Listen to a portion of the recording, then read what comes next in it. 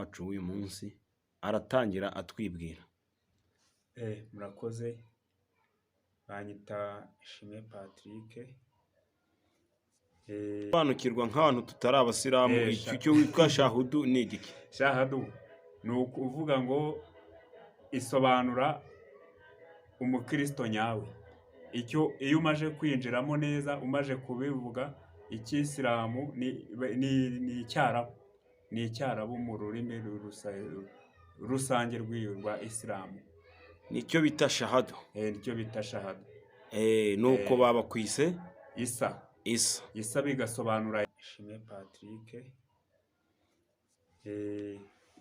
Mukaba mwanumiye muri iki kiganiro, ariko mu by'ukuri turaza kuganira byisanzuye kuko nabyo birakenewe muri sosiyete nyarwanda. Tuguhaye ikaze mu kiganiro cyacu. Murakoze. Wari utubwiye ngo witwa Ishimwe Patrick. Yego. Kandi tubizi neza yuko usanzwe uri umusilamu. Wundi umusilamu wahoze witwa nde? Isilamu banyita Isa. Bakwita Isa? Isa. Isa waze kuryitwa bigenzwe gute? Wari ryiswe nande? Ni ukuvuga ngo Isa, urabona iyo winjiye idini rya Isilamu bisaba kugira ngo utore icyo bita shahada. Shahada?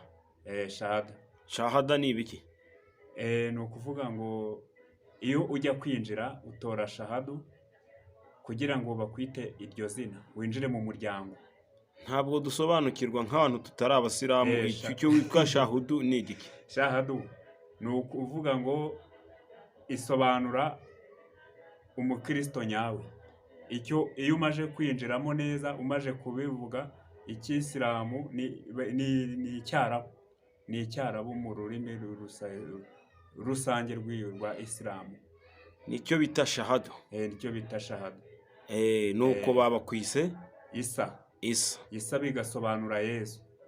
Hanyuma iryo zina urihabwa umaze igihe kingana iki muri isilamu? Ni ukuvuga ngo iyo ukimara kwinjiramo biba biri ngombwa kugira ngo uhite uyitora ako kanya kugira ngo winjire mu muryango.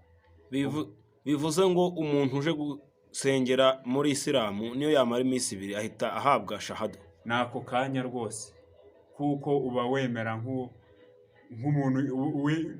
Ni uburyo bwo kukumotiva kugira ngo wumve yuko urimo neza, kuko inyuma iyo bamaje kuyigutoza hari ibindi bigenda bikurikira. Muri ibyo ngibyo bagenda bagutoza gake gake, ugenda uzamuka ukagera naho ujya ukagenda ugahugurwa mu gikorwa cya isilamu, ukaba wakwiga idini, kwiga icyo cyarabu, urashoboye ugakomeza. Patiri, uratubwira neza impamvu cyangwa imva n'imvano ibyo ari byo byose ushobora kuba utaravutse uri umusilamu? Waje kubyumva mute kugira ngo uze kuba umusilamu? Murakoze. Buriya njya kuba umuyisilamu, narebaga umusilamu nkumva ndamukunze, kuko nabonaga bambara neza, nkabona bahora bakeye, biza kuntera ishyaka ryo kugira ngo nanjye mbe umuyisilamu nyawe. Nicyo cyatumye numva njyayo. Nuko umunsi wa mbere urahagurutse uba ugiye mu musigiti? Ndagenda njya mu musigiti. Ubwo hari umushehe wari ukitubwira ukuntu winjiye bwa mbere mu idini ya isilamu ukajya mu musigiti?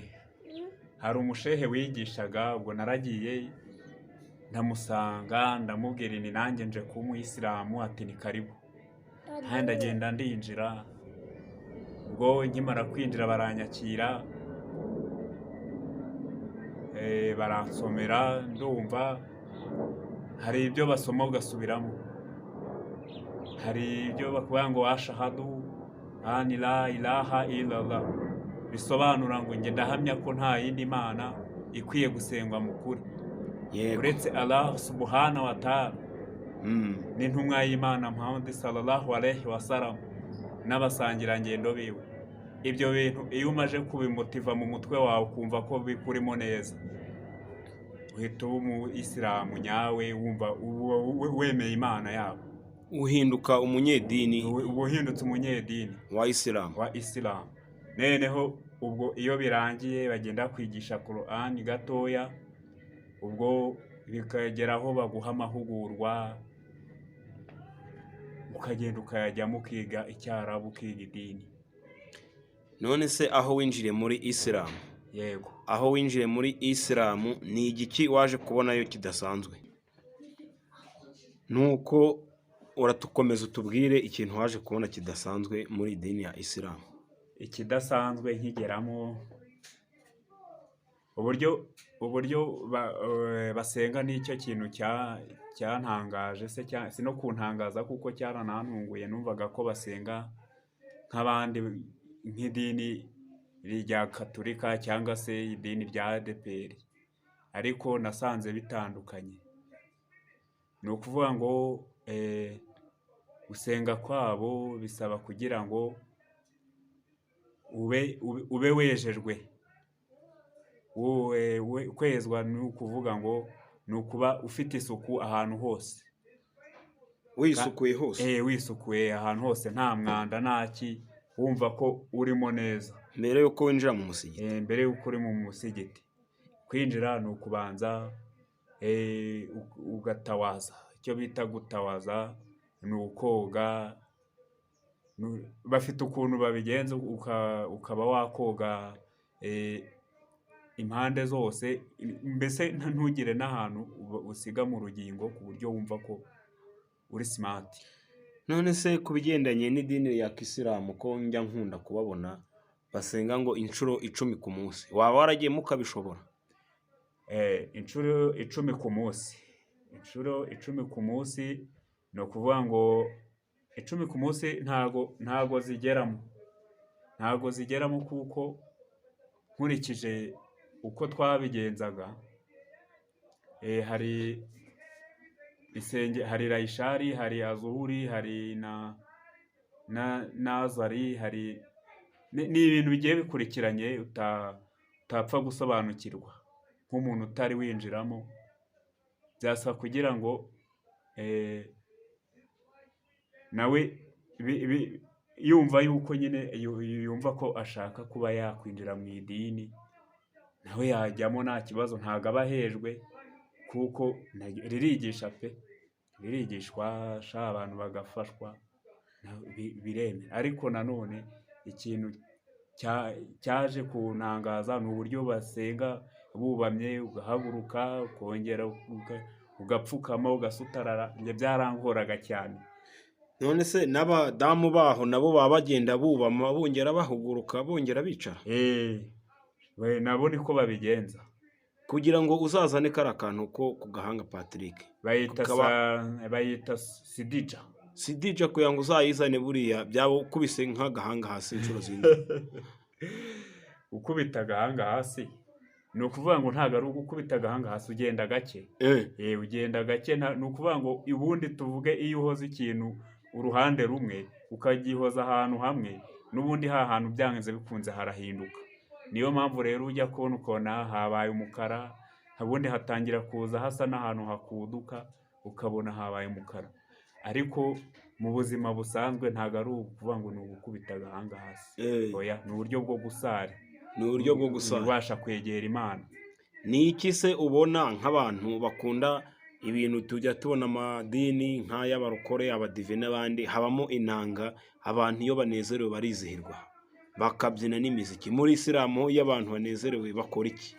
Isilamu ni ukuvuga ngo njyewe nkurikije nahawe amahugurwa ni y'ukwezi, njya no za Ntarama hose nagiye, ariko narinze mvamo ntumvishe ahantu barimo kuririmba. Ni ukwivugira icyarabu, n'indirimbo zabo bazikora mu cyarabu, ntago wapfa kubyumva nk'umuntu, bisaba kubyiga nawe ukabimenya. Ni iki kinezeza se abantu baba mu idini ya kisilamu, niba ari uko bimeze? Isilamu buriya ikintu gishobora kuba cyanezeza abaturage se cyangwa umunyarwanda, ni ukuvuga ngo Isilamu irafasha, haba harimo inkunga, batera inkunga abatishoboye, bagafasha abakene, bagafasha imfubyi n'abapfakazi. None Ndakeka Patrick, idini ya yego. kisilamu kuri wowe kuki ubona ko ridakomeye? Ntabwo rigira amabwiriza, kondisiyo, kubwira abadamu kwambara ibintu birebire cyane no kwitandiya, rikabuza n'abagabo baho kunywa inzoga. Urabivugaho iki ibyo bintu? Ibyo bintu kuko urabona ko na leta irimo kubirwanya, buriya kunywa inzoga ntabwo ari ikintu twagashyize imbere, kubera ko buriya iyo urebye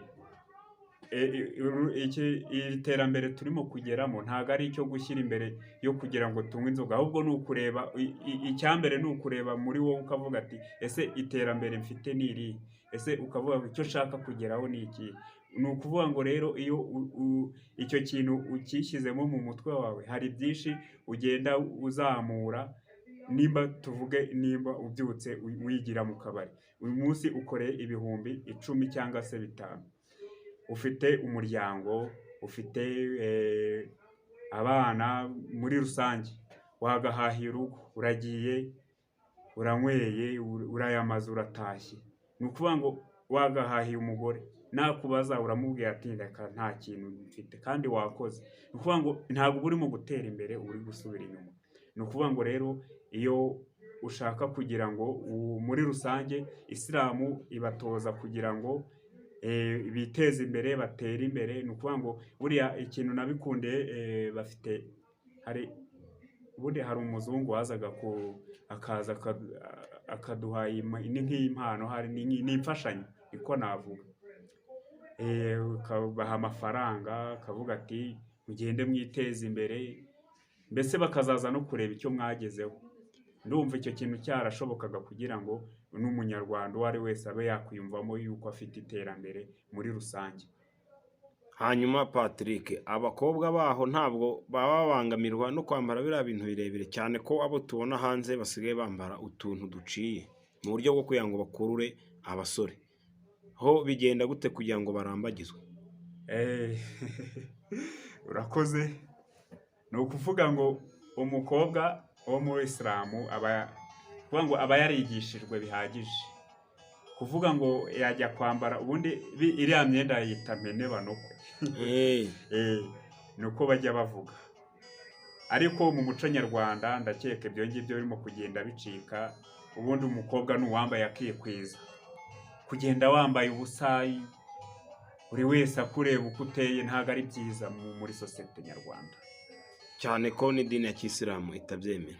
Ntabwo ibyemera, kuko buriya iyo baramutse bagufashe, kuko hari ibihano bashobora kuba bakugenera, ariko ubundi ntabwo ari ngombwa kugira ngo umukobwa w'umuyisilamu cyangwa se umusore ajye kwiyandarika, utesha agaciro idini ryawe se cyangwa n'imyemerere yawe.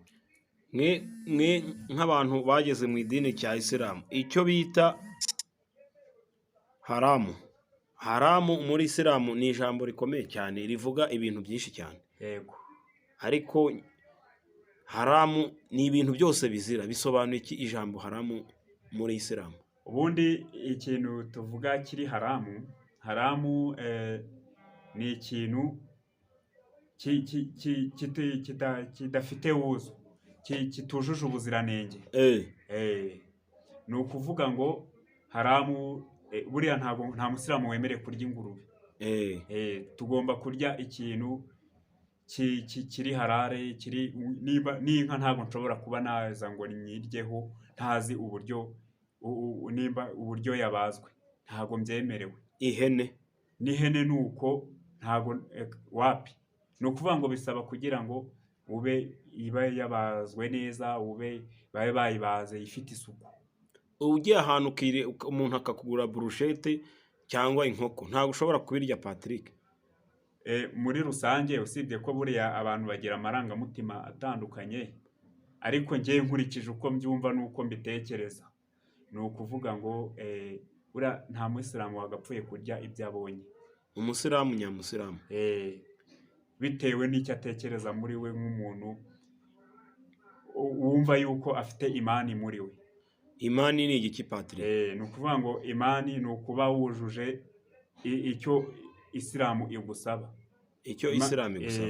Ni ukuvuga ngo imani ni ukuba wumva yuko nyine wuzuye urimo neza, wumva ko ni nk'uko ujya wumva nk'idini ry'abarokore, uri umurokore nyawe ni ukuba akora icyo Imana, amategeko y'Imana amusaba, kuvuga ngo adatandukira idini. Ni ukuvuga ngo rero naho niko bimeze, ntabwo wakagombye gutandukira ugende ukora ibyo wishakiye, wiyandarike ujye mu busambanyi, oya, ntabwo byemewe. Musa na Yesu ni abantu babiri, idini rya kisilamu ritavugaho kimwe. Abo bantu weho ubavugaho iki? Musa na Yesu ubundi ni ukuvuga ngo isilamu tuzi ko Yesu ari umwana w'Imana. Yego. Ubundi isilamu ivuga ko Yesu ari umwana w'Imana, yarabyawe ntiyaremwe. Ubundi bavuga ko ngo ataremwe. Naho Muhamada, intumwa Muhamadi, ni ukuvuga ngo Muhamadi ni intumwa. ni intumwa. Tumwumva nk'intumwa. Mumufata gute mu idini ryanyu rya kisilamu? Isilamu tumufata nk'umuntu. Ni Imana. Ni ukuvuga ngo Yesu ugenekereje ukareba ugasanga Muhamadi ni umuntu udasanzwe muri rusange, cyangwa se ukurikije uko idini ya isilamu ibitekereza n'uko tubyumva. Ni ukuvuga ngo biragoye kubyinjiramo cyane, ariko ni ukuvuga ngo ngenekereje nkumva uko mbitekereza n'uko mbyumva ngewe. Yego. Muhamadi numva yuko ari intumwa. Ni intumwa, numva ko ari intumwa y'Imana. Akaba atandukaniye na Yesu. Aho atandukaniye ntago bakoraga ibintu bimwe. Ntago Yesu, urabona Isa, ubundi bavuga ko ari Isa mwene Buni Mariyamu. Ni ukuvuga ngo Isa mwene Buni Mariyamu, Isa yabyawe na Mariya. Yego. Ni ukuvuga ngo we yakoze ibihabanye n'ibyo Muhamadi we yaba yarashoboraga kuba yakora. Nta guciye mu ijambo Patrick, kuki abasilamu mutemera ko Yesu bavuga yapfuye akazuka? Urakoze. Ni ukuvuga ngo impamvu tutabyemera ni ukuvuga ngo Yesu ubundi nta nubwo yigeze apfa. Ni ukuvuga ngo we yagiye adapfuye, yagiye mu ijuru adapfuye, niko tubyumva. Niko mubyumva. Yagiye mu ijuru adapfuye, ikindi kandi azagaruka aje gupfa nk'abandi bose. Kugira ngo azagaruka aje gupfa. Azagaruka aje gupfa, twumva ko azagaruka aje gupfa nk'abandi, kuko nibwo twumva yuko ngo aribwo isi izaba igiye kurangira. Ahari niko tubyumva, natwe niko tuba twarabyigishijwe bitewe na siroga ahari igihe tuba tugezemo, sinzi. Ariko muri Korani niko tubyumva muri Korani. Naho Muhamadi azaza abajyane mu ijuru cyangwa we yagiye mu ijuru? Muhamadi, amateka ya Muhamadi ntago nabashije kuyaba nayasoma neza ngo mbyumve mbyinjiremo neza, ariko Muhamadi twigaga yuko ari intumwa. Nawe yari intumwa hamwe na ba Yesu bariya muri za ntumwa 12 za Yesu, nabura nawe yari arimo, n'aba Musa ari we Mose. Patrick, biragoye cyane ku muntu winjiye mu musigiti kwiyumvisha yuko ushobora kumubwira ko ushobora kuvamo ukajya ureka gusenga ziriya nshuro 10 n'andi mahame yose ajyanye n'idini rya kisilamu, ukabona wagiye kujya mu n'andi madini tuzi nk'abarokore. Urabivugaho iki? Ni ukuvuga ngo itandukaniro ryaho kuba wenda abarokore, kuba wafata ukagenda ukajya mu barokore, ni ukuvuga ngo buriya biterwa n'umutimanama w'umuntu, niko natekereza. Kuko buriya haba hari impamvu runaka ituma wakwitekerezaho muri wowe ukumva ko ugomba gukora ikikurimo bitewe n'uko ubyumva. Ni iki kibanze cyangwa se ikintu cyatumye wumva ugenda ucika intege gake ukumva ushobora kuba wava mu idini rya kisilamu? Urabona muri muri 2017 nari ndi umusilamu, ariko nkajya numva amateka ya Isilamu, nakumva yo hirya muri bindi